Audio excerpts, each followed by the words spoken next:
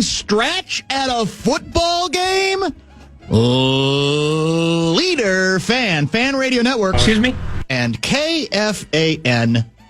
That's KFAN.com. 1 minute and 52 seconds past the hour of 3 o'clock Central Standard Time. We welcome you back to a very special midweek edition of the Bumper to Bumper program on a pretty cold Wednesday afternoon here in the Twin Cities of Minneapolis and St. Paul. Guardsy produces the show, and I host it from time to time. Former Inkstein Wretch newspaper of the Twin Cities, buy my ink in 50-gallon barrels, etc. We are delighted you are along for the full ride again today. Third straight day we're going the distance? Yes. 6:30? Yes, 6:30 is the plan. Should be.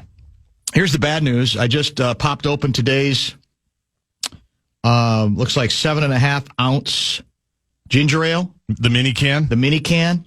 All I have left is Schweppes. Oh. I like Canada Dry better. Because you've gone through Now, the Canada Dry? I've been told by a lot of people that there are better choices than either. But I don't know how hard it is to get them. I'll continue to take ginger ale suggestions into the Bradshaw and Bryant KFAN text line booth at 64686. Pat Kessler is stopping by at about 5:30. And Mason Your Face is back in studio as well. He is scheduled for the 4 o'clock hour of the show. If you have questions for either one of those individuals, you can get them in early, and I will try to star them and pay attention to them when those guests join. 64686. How many of you, I can't tell you the last time I checked the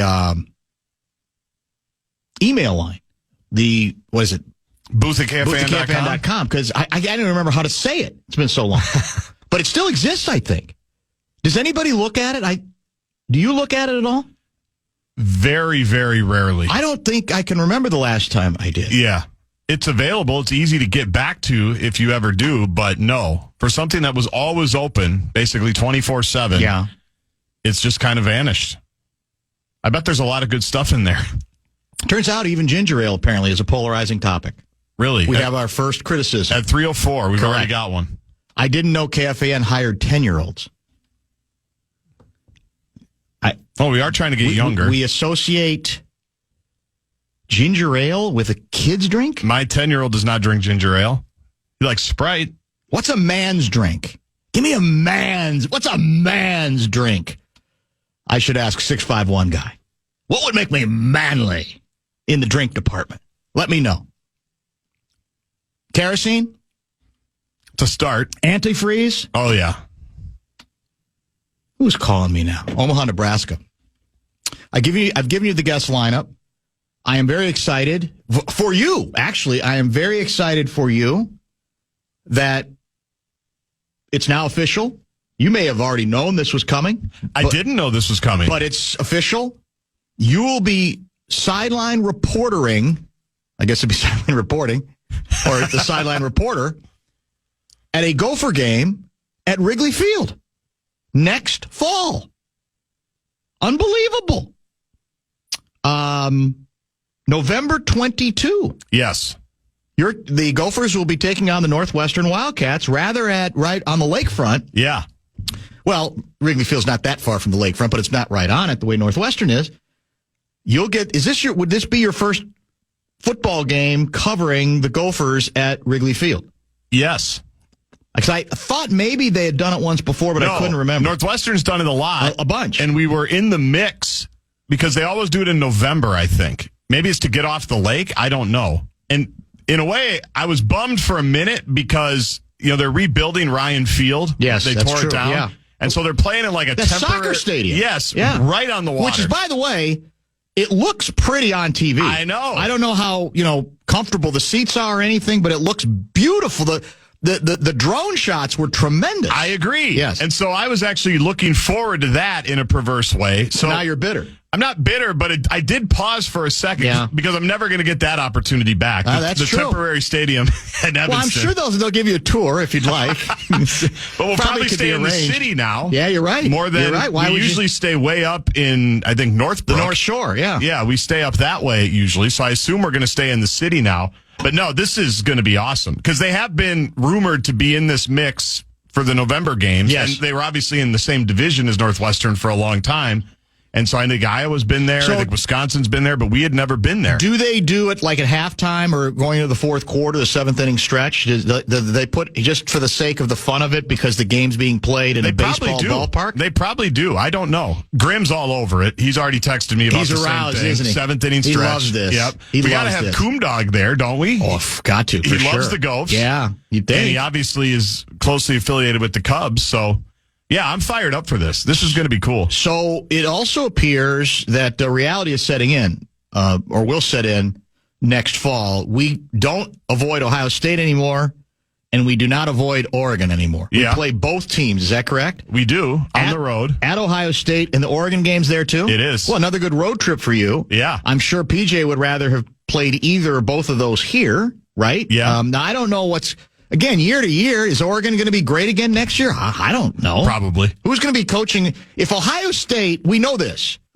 If Ohio State loses to Tennessee, first round game, it's over. They're done. He's done. Now, he may be done anyway, depending on what he being Ryan Day. So you may not have to worry about Ryan Day next year regardless. Maybe Who would Urban be the Meyer? next Ohio State? He ain't going back. Bring Urban back. He's not going back. Brewster?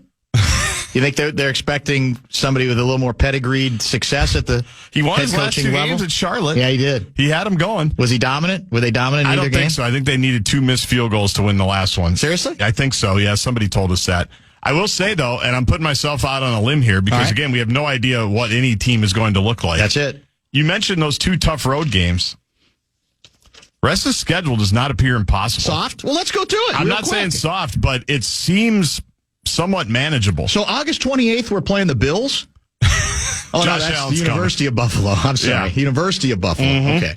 September 6th, we're hosting Northwestern Louisiana. Big one.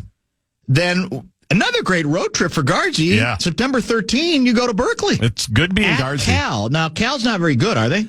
I don't know how they finished. They started like 5-0 Okay. in the ACC. I lost track of them. Then you get the early bye, the 20th. Then our first Big Ten game, we're hosting Rutgers. Cal McManus, is he back? Does he get another year? He should be back, yeah. That's right. He's young. He was a junior, That's I think. true. Then October 4 in Columbus at Ohio State. And then look at the rest of this. This is the beauty of it. The last 4 games, you go, let's play, right? Hosting Purdue. Yep. Hosting Nebraska. Yep. At Iowa. Yep. Well, you know how that goes. And then hosting Michigan State. So, yeah, you have a great chance there. And even you could say the Rutgers game should be winnable. The home schedule. So the home schedule is inviting in terms of victories, for sure. I think it is. I might rue the day that I said that. So, but it looks a little bit more forgiving. 2-0. Rutgers would be 3-0. Purdue 4-0. Nebraska 5-0. We should go 6-0 at home. I think they have 7 home games. Oh, we do? Yeah, I think. Let's go back again. So you're giving us the Nebraska game, even with Matt Rule Buffalo, and their quarterback? Northwestern Louisiana. That's 2. Yep. Rutgers. More math issues. Rutgers is 3. Purdue is 4. Nebraska 5. Michigan State 6. Oh, is Am I missing a game? I don't know. Now, this is a printout in which November 8 is our second bye. Oh, I'm sorry, Wisconsin. The last game. That'd be the last one. That would be 7. You're exactly right. That was missing from this printout. That's after we're at Wrigley Field. The week you'll be at Wrigley Field with Coomdog, November 22. So, yeah, I mean, 7-0 for Mike Yo. I don't think it's impossible. No, I really don't think it's impossible. I think it should be the expectation. 7-0? Yes. Anything less? Well, because, I mean, look, the assumption is Ohio State's still going to be good. Yeah. The assumption is Oregon's still probably going to be good to very good, right? Yep. Those are difficult. Now, again, Northwestern, should be winnable every year, right? I would think so. Hey, whatever happened to Pat Fitzgerald? He's just hanging out. So, His like kid where? In the Chicago area? Yeah, his kid actually is going to play for Iowa. I think he's a preferred, I don't know if he's a preferred walk-on or if they have to give him a scholarship now because everything's changed. But yeah, I think he's just hanging out in wherever he lived and suing the university for all his money after they suspended him and then fired him. So where is that case? I don't know. I think it's still being litigated. I thought about him the other day, and I said, he's one of those guys who's it's seemingly nationally just gone from the radar screen. Yes. Completely. Yep. So is he gone for good? I mean, is he blackballed, canceled forever? I don't think so. Or do you think he might have another life here I think he's got another life, maybe at Ohio State. And he wants it, right? Oh, I'm sure. The assumption is he doesn't want to go away forever. He's only like 50. Yeah, he's young. I mean, he took over the job when he was really young. Right. Because Randy Walker died. Once upon a time, we might have considered him at Indiana, but we don't need him. Well, at least until Signetti leaves after next year. He's not leaving. Might after next year. Usually after year 2 or 3, they go, maybe this isn't going to work out quite the way I thought it would. It is a tough place to win. Yeah, he won too fast for everybody, probably him included, because it's going to be hard to sustain, and then he's going to be bitter. Yeah. And Hoosier fans are going to be bitter. That's true. And then it ends poorly. Look at Tom Allen. Tom Allen got a $20 million contract, and he was gone 10 minutes later. That's it. Well, that's my one hesitation about assuming that Signetti is the real deal forever. Because a lot of people thought that of Tom Allen, did they not? Yeah. A lot of people fell for that there, and it unraveled literally after 1 year, didn't it? When Michael Penix left. Yeah, that's or true. got hurt. That's true. And then left. And the rest is history. I think you should make the debut. Maybe I should go. It's the week before Thanksgiving. To Wrigley Field. Yeah. So hang out. Pull out all the stops. It's possible. Bring the family. That's the week before Thanksgiving? Yeah. So Saturday, November 22nd. Then just stay there. I can't miss that many shows. Everybody gets bitter then. We've got plenty of opportunity. You can do a show from anywhere. Do it from the Score? Yeah. Why not? Yeah. ESPN 1000? Do it with Courtney Cronin. Yeah, there you go. Right there. Well, who's to say? It's a possibility. So there it is. It's official. The Big Ten schedule release with a couple of very interesting wrinkles involving your favorite University of Minnesota football team. I guess there's only one University of Minnesota football team. Giving you the guest lineup, we've got a done-as to squeeze into the program as well. Some A-section stuff that we will at least explore, even before Special K, Pat Kessler, arrives. But as I mentioned, keep the text coming on whether ginger ale is a kid's drink or a man's drink, or what defines a man's drink. Because I really need to know. Because whatever I can do to please our audience in that regard, I'm 100% here. The Fan and Shields want to make your holiday shopping a little easier this year, whether you're shopping for the perfect gift or yourself. This is a contest you don't want to miss. Head over to our contest page. It's your chance to win a $450 gift card to Shields. $450. KFAN.com, keyword contest. Darkened rooms I remember only too well. Randy writes, the only time I drink ginger ale is when I get an upset stomach. So Mama always told me, LOL. Yeah, I mean, it can be used for that. That's how I got restarted on ginger ale. Stomach was a little off. Wanted to burp. Have great burping success with ginger ale. I think more Canada Dry than Schweppes, if I'm being honest. And I don't know, what that's about. We need the big knocker to explain some of this stuff. Might be able to explain it. There's no question about that. Ginger ale is for everyone. It's a popular airplane drink. It's a wonderful adult beverage. Now, a man's drink, writes Richard from Stillwater, is Jack Daniels straight up. That would make me puke. I guess if that makes me less than a man, then I'll raise my hand to that. I don't even like beer. I kind of like wine occasionally, but I don't even drink that anymore. Yeah. I was a wine cooler guy. Sorry, sue me. At least I'm honest about it. At least I'm not lying or pretending that I'm... What's the percentage of people in our population who pretend to like certain alcoholic drinks because they're forced to? Because they feel like the culture at large almost demands it of them, and the people around them demands it of them. I think it would be a surprisingly high percentage. I really do. Don't drink the ones they really like. Well, yes. Because of what you're talking about right here. I've always thought ginger ale was an older person beverage that's coming from a Gen Z guy. Here's an interesting text out of nowhere. Let's not dance on Kirk Cousins' grave just yet. Really? The Vikings might be traveling to Atlanta in the first round of the playoffs. Alert the media, Lindbergh, baby. Yeah, we knew that, although I haven't checked Atlanta's schedule. Maybe it's really soft, but I don't like their chances of doing anything but unraveling the rest of the season. They're not playing very well.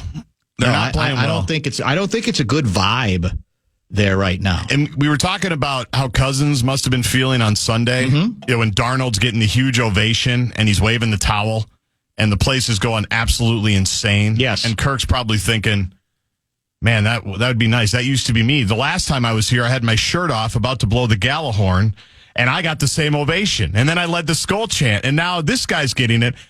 But I think he actually felt worse when he watched Jets and Addison play and then watched his tight end basically make no plays for him the entire game. True, right. Was it Olsen that was talking about it, where he said, he was, at some point, you're the 8th overall pick. You got to go make some plays. Yeah. And that was part of the whole deal, right? The appeal for Cousins is he thought he had some weapons. There's no question. I'm sure all that factors in.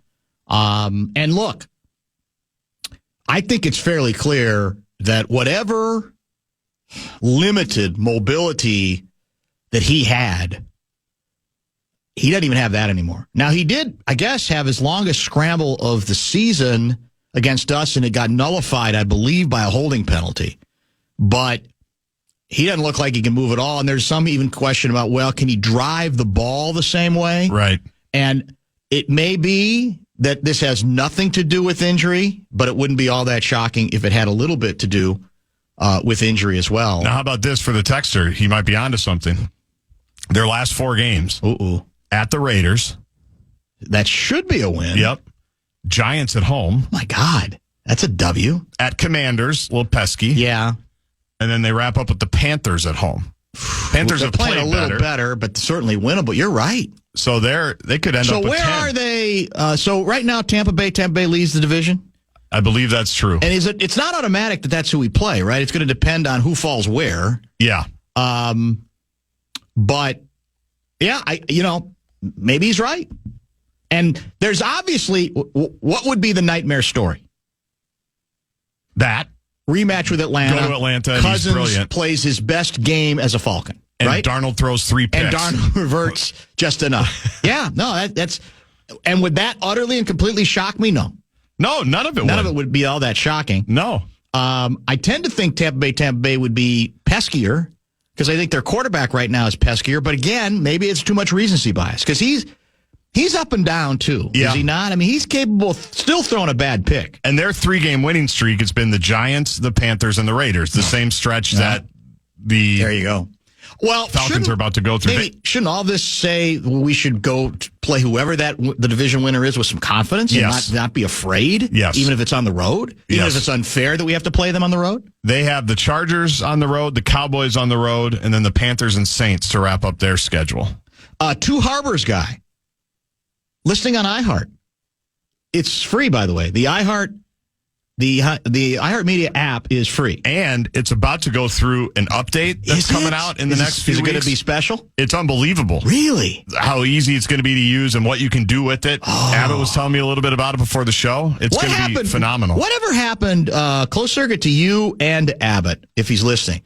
Do you remember, this is, I want to say at least 2 years ago, he got, and I think some people in the building, got all excited about, well, with this little, I guess you could say, app that we could put on our phones at any given moment.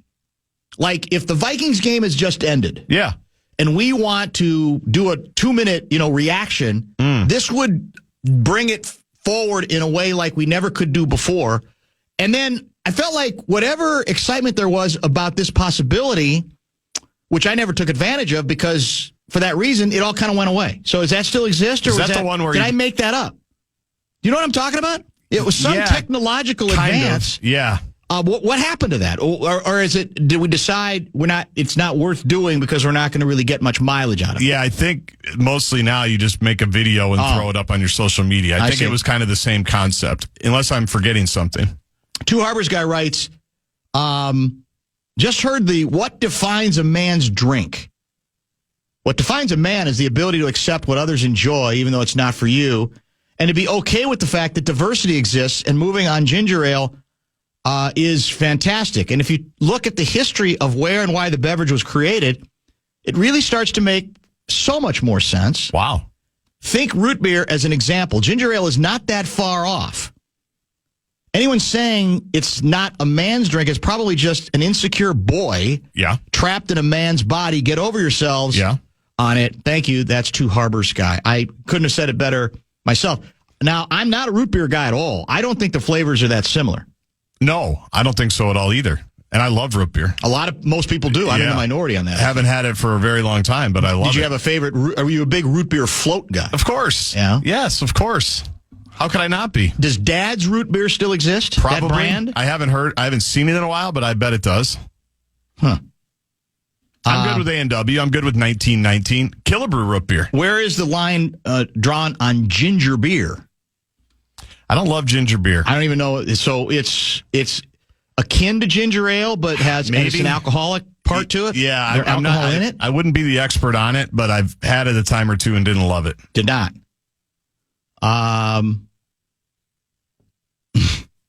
My kids love ginger ale. It's pop, not really a ginger drink. I guess ginger beer would be a man's drink and non-alcoholic. Bump live from Chicago, guest lineup, Coom Dog, Coach Barreiro, and Cronin Live. The show writes itself. Be a Friday football feast. Not a bad idea. I know. Who knows? Who's to say? I'm telling you. Well, that depends. Enough said from there? I would also say have a good record then. Yeah. Too.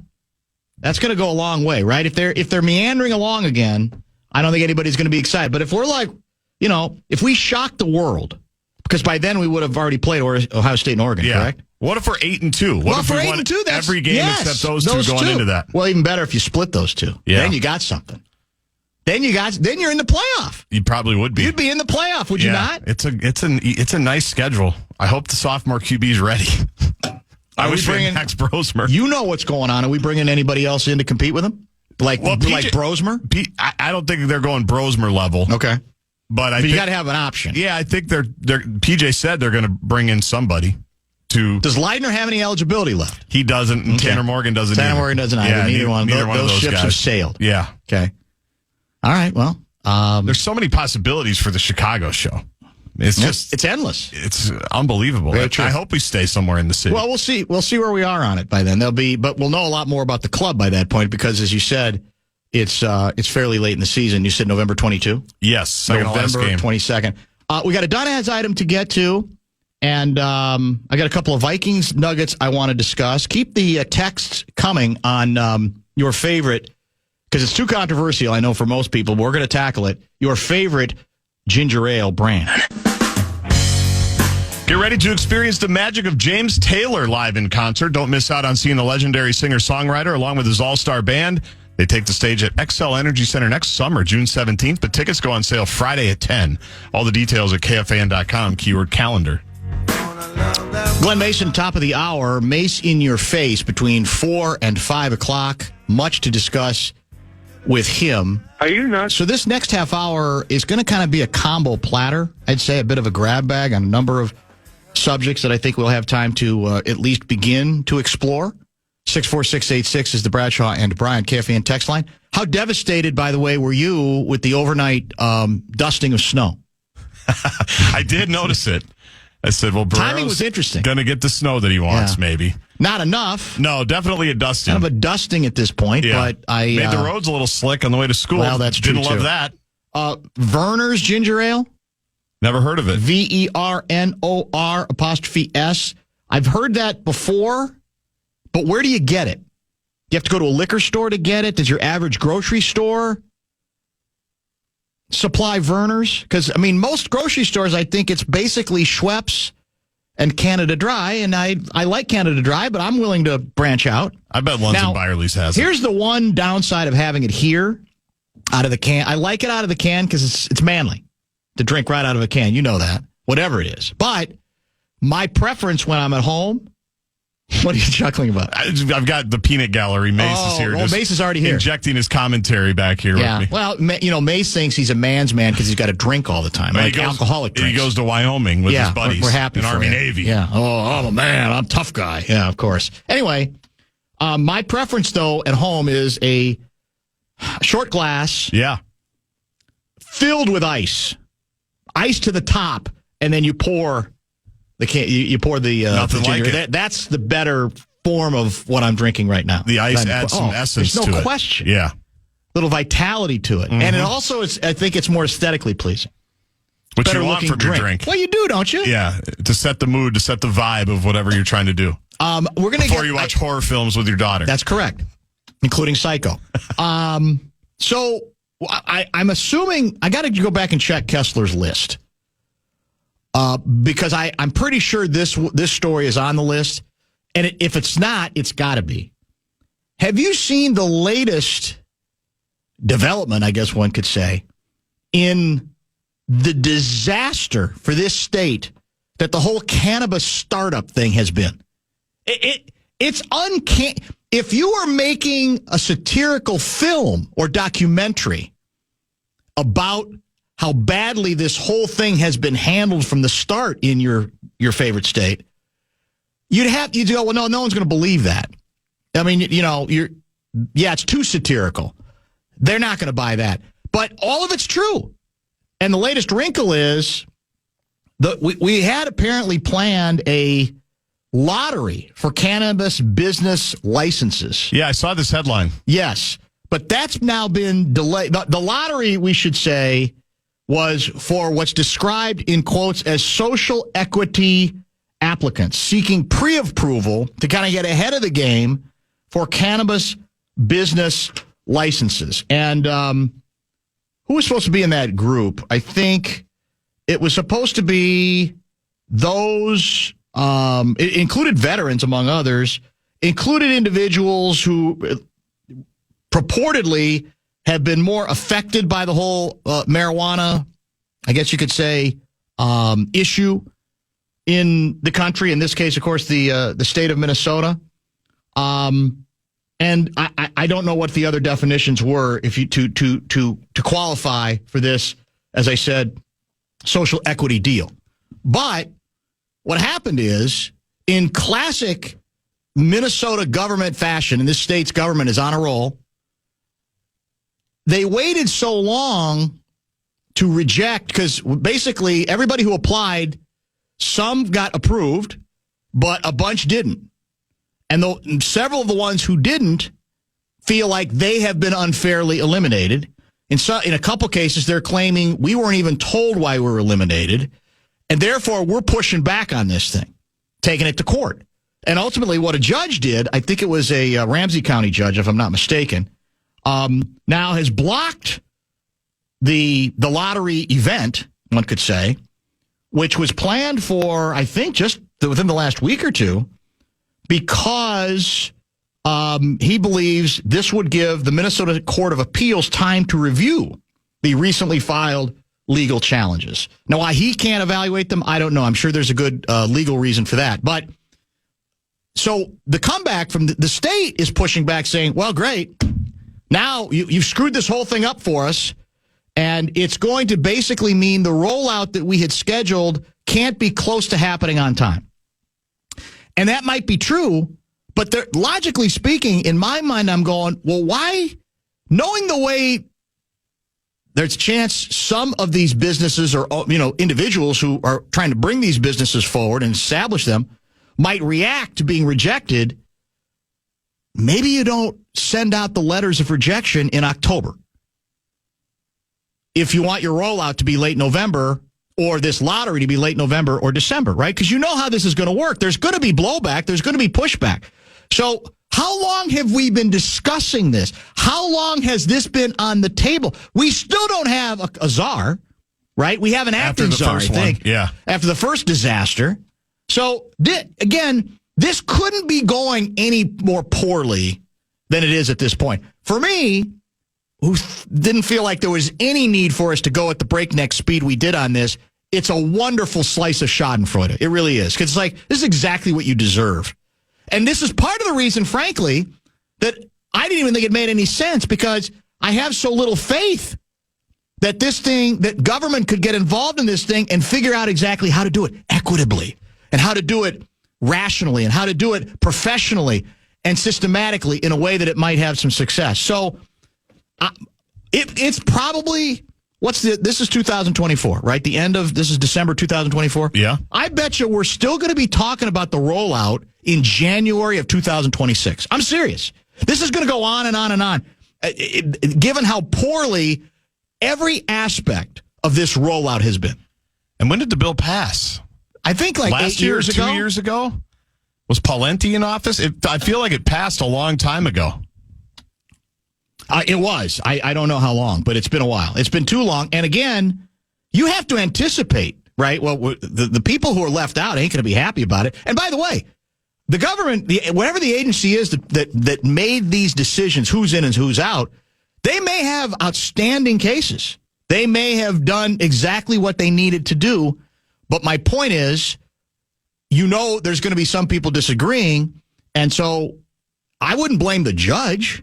I would blame the timing here of when you let those folks know. Because if you give them more notice, then there's more time for, I guess, in this case, according to this judge, the Minnesota Court of Appeals, to review the challenges, to either say we're dismissing them, right, they're frivolous, right, or we got something here, or we're going to have to reconsider exactly this entire rollout and who gets first dibs, et cetera, second dibs, third dibs. No pun intended. You have to bake in that time. You think so? You have to bake in a little bit of time to make sure, because people are going to be, especially if they're planning businesses. You might be right. And want to be distributors and all of those things. Can we get back also during this combo platter half hour before Mace joins at the top of the hour?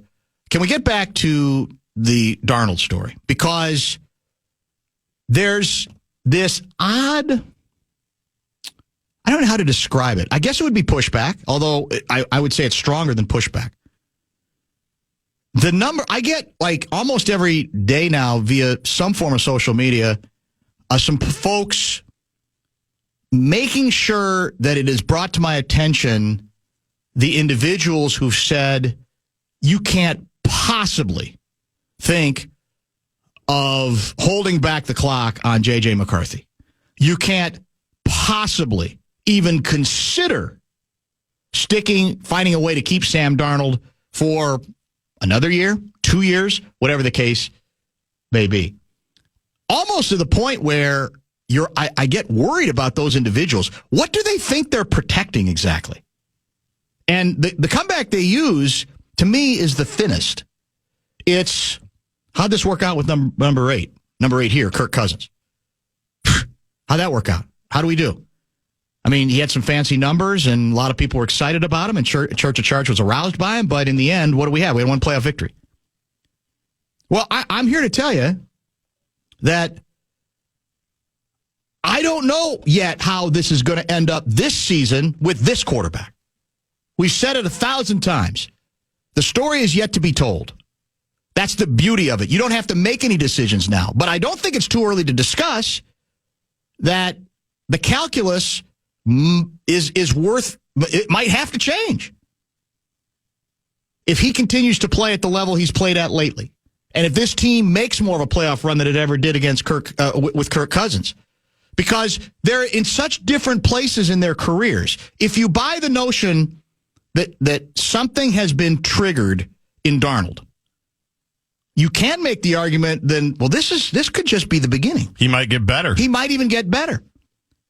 Cousins was Cousins. At some point, he's been around for a number of years in the same role, basically as a starter, right? Has had some success, other years not quite so much, but there's not another level for him to go realistically, we don't think. At least I didn't. So, to me, it's apples and oranges. But what do they protect? Is it J.J. McCarthy hysteria? Is it what is it about the folks who are offended at just the discussion that we've had on this show, and I assume other shows have had? I don't know. But we've had it a lot, and they're actually offended by it. Like, and you want to say, calm down, guys and gals. I'm not committing to anything. Obviously, the Vikings don't have to worry about it yet, but we're allowed to react to what we see, right? And even a team is allowed to adjust and react to what it sees. Ultimately, it may be there is no perfect answer because in the end, Darnold says, I got to take the money. Right. And then you move on. But why are people so, antagonistic about even this discussion as if this is a bridge too far? This needs to be shut down, that there's something dangerous about this discussion. What are they protecting exactly? I would assume they're protecting it's a ball guy sensibility that they understand. They understand the salary cap. Yeah, like we don't. And what Kwesi's been cooking the last couple of years. Yeah. And that's where I still lean. I'd have a hard time believing that they would blow up the plan that they've carefully curated the last few years to unwind from the Cousins contract and try to get younger in some spots and try to shed some of the fatter deals to try to go make a run at it with some more of the mid-level guys like they brought in on defense. So I would still lean that way, but people like protecting the young quarterback rookie contract, and because it sounds good and people say it makes a lot of sense, and it does. When you have a rookie contract QB, you can go fortify your team in all these other places, and people get very protective of that. I think you're onto something. I think it's a little bit of the we just get aroused if we have 7 number 1 draft choices, because until the time where there's a name associated with that number 1, I can assume that that's going to be a home run, right? That you when you have a number 1 without a name attached, too many fans, they're so excited by it, they project greatness every time. Because if it's a number 1 choice without a name, it has no warts, right? There's no downside. There's no weaknesses. There's no possibility that it would fail. And I think there is a name attached in this case, but it's still that theory of, God, I've been waiting all my life for us to move up in the draft, get a significant asset high in the draft at the quarterback position, and now you're telling me I'm going to have to wait another couple years to pay it off?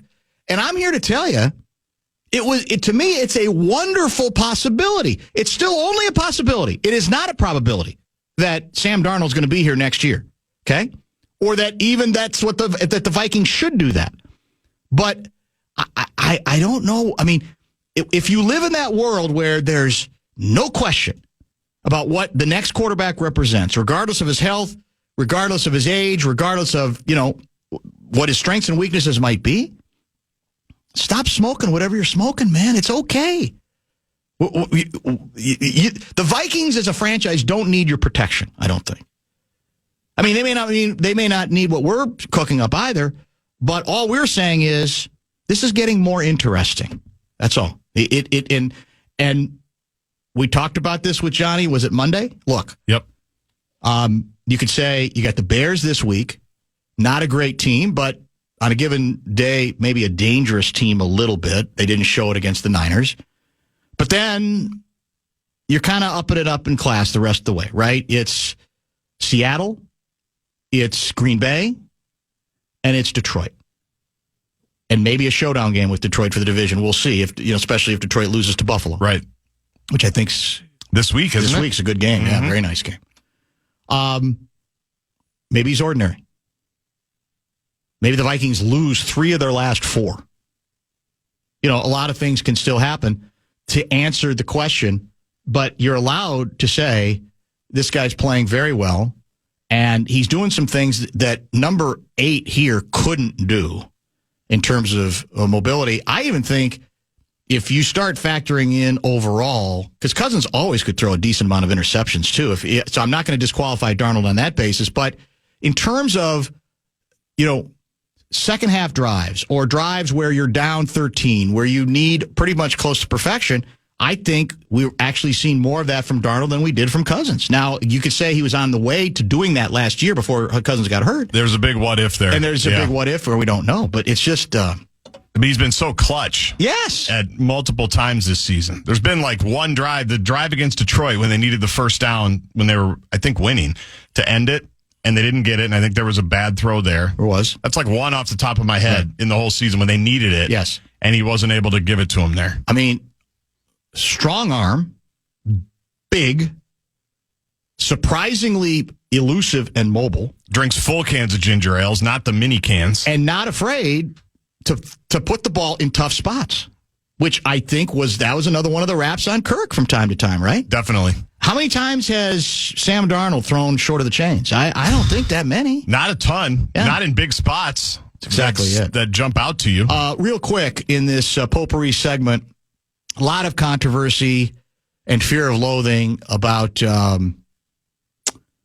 a tweet from Fitzy Sr., who's occasionally checked in with us on this show and texted us from time to time regarding what he said he had learned about Randy Moss's undisclosed illness. And the reaction has been what one might expect. In fact, I think Randy's son flat out denied, said, let my dad deal with this on his own terms. Yep. Brett Favre, I don't know if he independently tweeted something or was just reacting to the Fitzy Sr. tweet, saying, in effect, that, he's thinking about Randy Moss. And look, this is definitely social media at its worst. But we also know that that's kind of the world we all live in, unfortunately. And I think part of what fuels the concern is there's a feeling that there is something ominous about this, right? Without knowing what it is, and I'm not going to even get into what Fitzy, you can find it if you want to. And I don't know if he's taken it down. I don't know if he's reacted to people criticizing him, including his own kid, by the way, if I'm not mistaken.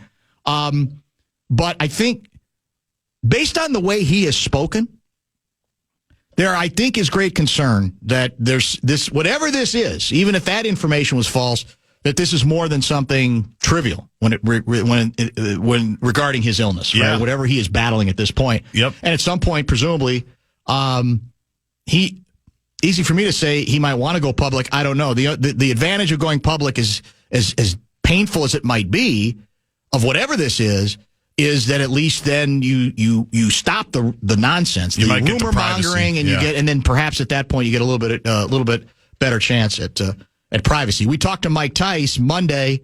He said he had reached out to Randy, and by the way, he might have more information. He was not. If he did, he was not willing to share it. I don't have any problem with that because I think most people like to say it is up to the individual and that individual's family, right, to announce this, reveal it incrementally, totally on their terms. That's where I think people tend to go. Now, eventually, reporters being what they are, because there is curiosity. He's a big name, man. You do not get much bigger of a name in National Football League and certainly the Minnesota Vikings than Randy Moss. There's going to be some reporting that goes on this thing. And I'm in no hurry.